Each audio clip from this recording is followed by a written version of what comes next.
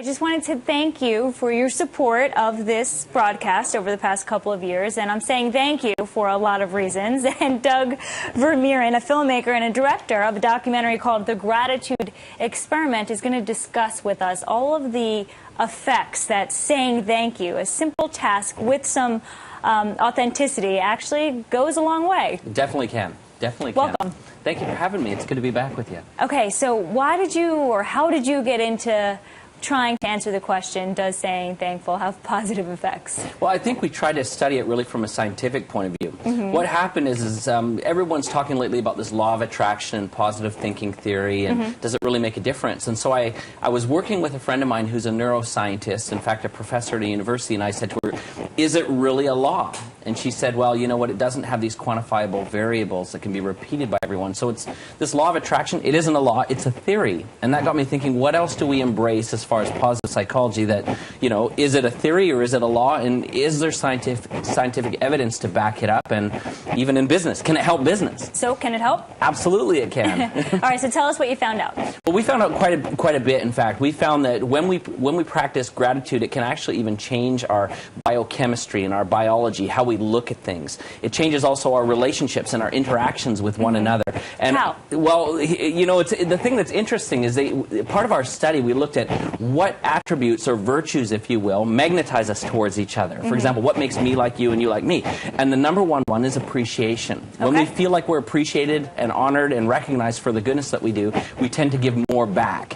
And so especially for managers and businesses, when we feel like we're not entitled to have someone do something for us, but when we feel like we're able to draw out the best in them and be appreciated for it, they give more of their best. And studies show that companies that excel at employee recognition, so thanking their employees, they're 12 times more likely to enjoy strong business results. That's exactly right, yeah. In fact, we saw that not only that, but we found that companies that are also expressing gratitude not only to their employees, but to their customers found an increase in sales, oftentimes, of up to 65%. And I would say that that's even better. I think that's even better. Well, that's the bottom line, right? Yeah. Yeah, absolutely. Awesome. Did you try any of this in your personal life? I'm still trying it, day to day. In fact, I'm trying to improve my gratitude. See, the thing that's interesting is gratitude isn't something that we practice naturally. Right. You know, especially when we're engaged in a task and someone comes and interrupts us while we're doing something else, our first inclination isn't to say thank you. It's in fact to snap and say, leave me alone so I can get this work done.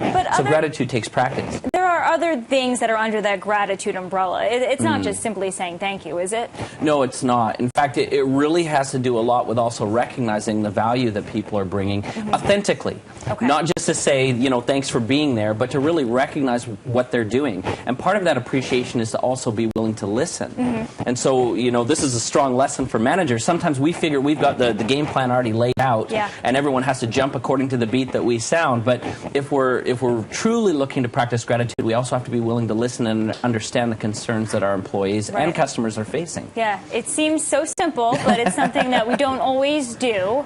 And, you know, when people feel appreciated, I guess you get more from them, whether it's money or loyalty or whatever. 100%. Yeah, I would definitely agree with that. And the Gratitude Experiment, your film that went out in April. Yes. And how can people see it? Right now you can watch it online at thegratitudeexperiment.com. Okay. And it's really interesting because in that film we teach you some ways that you can expand your income, you can grow your health, you can even improve your relationships, and even your connection to yourself, your self-confidence, and your self-worth.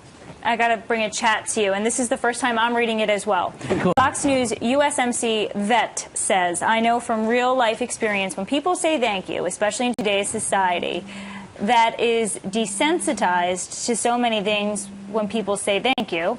I take note of that, and I respect them more. I'm willing to accommodate them more. So there you go. Interesting. It is having a positive effect. Definitely it is. A very clear message, but we got it towards the end. I get what they're saying is, again, that authenticity. If we're just saying thank you for the sake of saying thank you, it doesn't really mean a lot. And so that's part of gratitude. It's having that connection between people. It's not just a matter of, you know, verbal acknowledgement or ornate flowery language. It is humbling.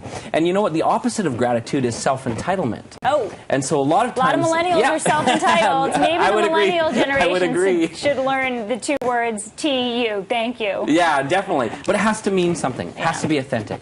Gotcha. Doug, that was awesome. Thank you for having me. I look forward. I'm gonna check it out, The Gratitude Experiment.